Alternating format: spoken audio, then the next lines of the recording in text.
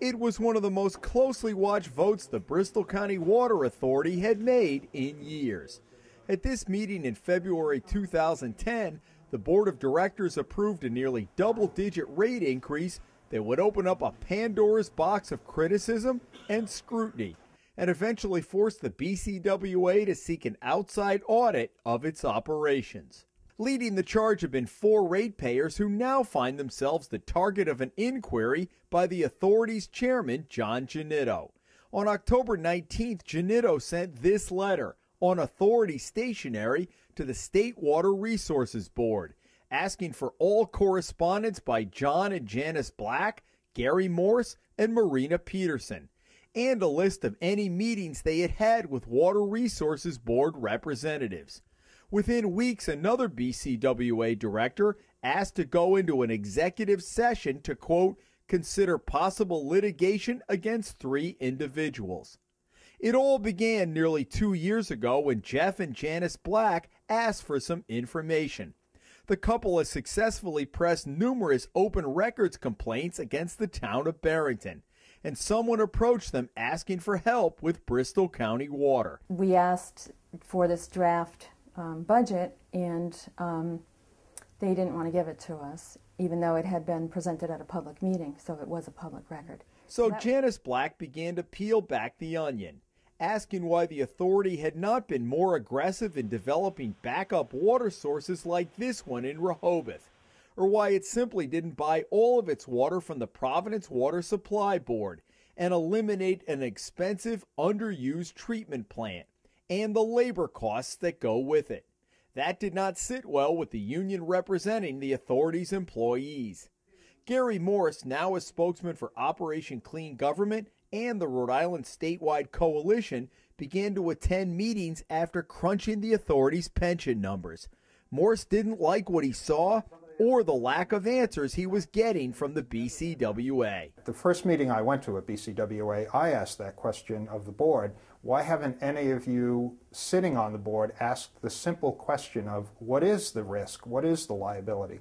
These people should have known, but simply didn't ask the question, and I think that was by design.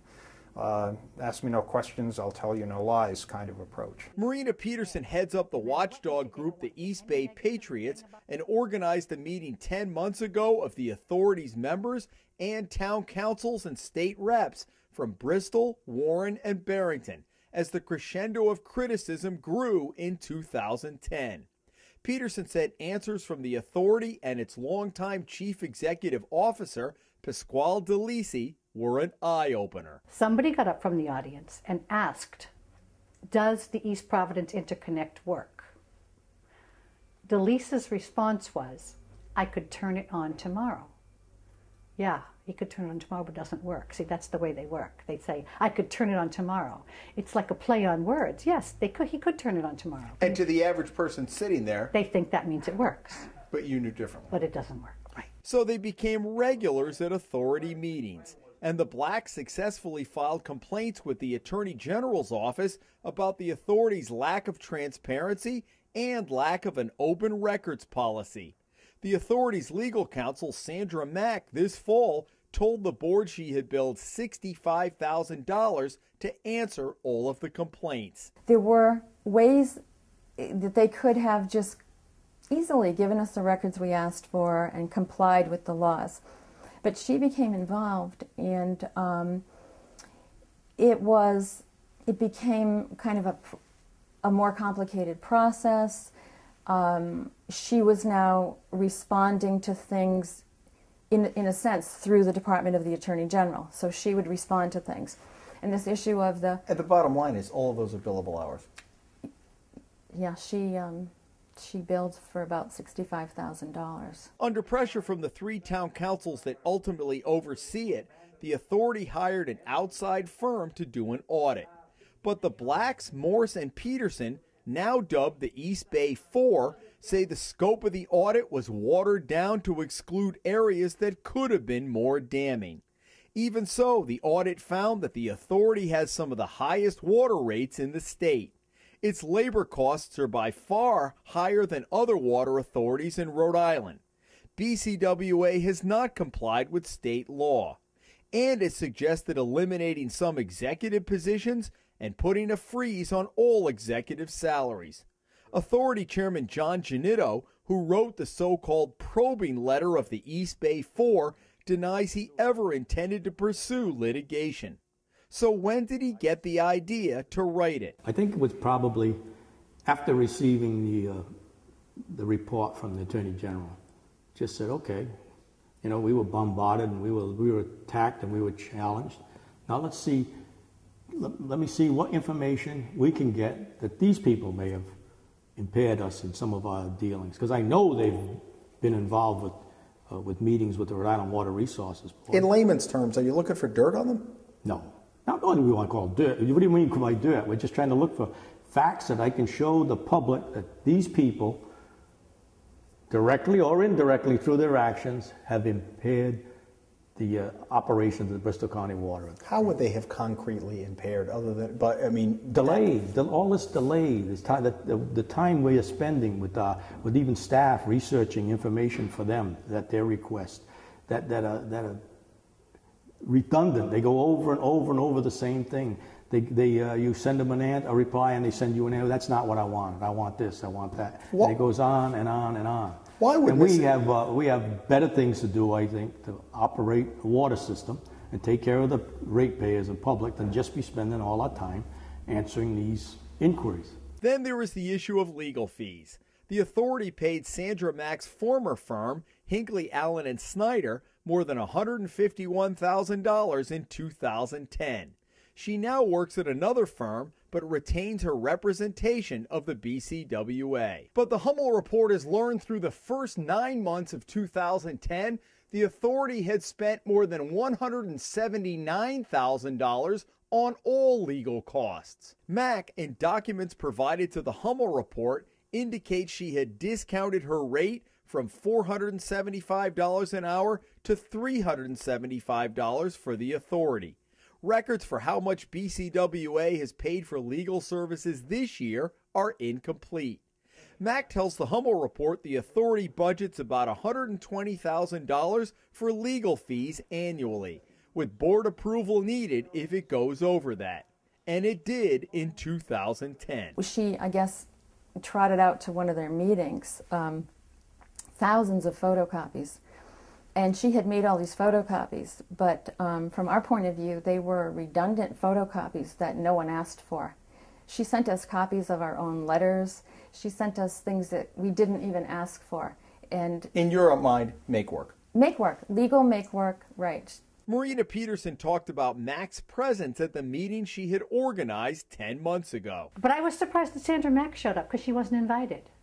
And that was my first clue that, you know, I was just starting to get the gist of what control she had over this organization. Not only did she show up, but she fielded all of the questions. Have you taken a close look at Mrs. Mack's hours and what she's actually done in relation to these? Does she have an open checkbook, or is there at some point there's a cap? There's a cap. There's a cap. Do you know what I don't know just is? what the cap is, to tell you the truth offhand. But who set that cap? I don't know how it was set. I believe it was set before I was. I don't know. I really don't know. Is that something you'd want to know? It hasn't bothered me because I think we're getting good service from her. You think she's worth more than $400 an hour? I don't know that that's what she gets. Is she worth $350? You don't know. You don't know the rate she's making per hour. Offhand, no. Don't you think, as chairman, that's something you'd want to know? Well, I'm satisfied with the results we get from her. At whatever cost? Oh, I'm not talking about ridiculous cost. $400 an hour is not an insignificant amount of money. Well, if it's keeping the board satisfied and out of hot water, then I think it's worth it. As for the East Bay Four, has it become personal at all or not? No, I have nothing personal with any of them. I don't agree with them. I wouldn't invite them to my house for Christmas dinner, but but it's not personal with me. I've never dealt with people quite like this. In what way? I think that's the problem. They're not. To me, they're not local people who understand. The people sitting on this board are not all here to give them a hard time and beat them up. These people are all dedicated community citizens. So you don't think they understand the nuances? No, I don't think they understand the individuals that are sitting here. They paint us all like we're bad individuals. We're out to give the people the business and we're taking advantage of them. and we're not. Janice Black believes Janito's letter was an attempt to get the East Bay Four to initiate legal action of their own. At the very least, she says, it sends the wrong message to the public. In Rhode Island, I mean, we have to face it. The state, there's problems in the state. And so what's happened is, with a number of public agencies, it takes a lot of backbone just to make even an initial request to say, look, I know that I'm entitled to something and I'd like to have it, please. That can get you in a lot of trouble. That can get quite a backlash. Best to shut the people up in any way that they can. Any doubt in your mind that it's a shot across the bow to exactly do that? No doubt at all. I think anybody has the right, perfect right, to question anything as a citizen in this country, the freedom of speech. But I think it comes to a point sometimes where it's almost like obstruction. And if it starts to look like it's costing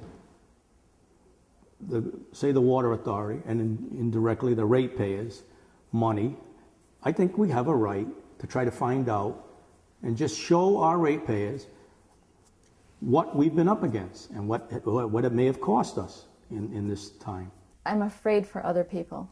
That's the only moment of pause I have. I think it's an absolute shame that other people who see me perhaps on the receiving end of a lawsuit, or even worse, the threat of a slap suit, other people might say, well, if this can happen to her, I should be quiet because I'm too afraid.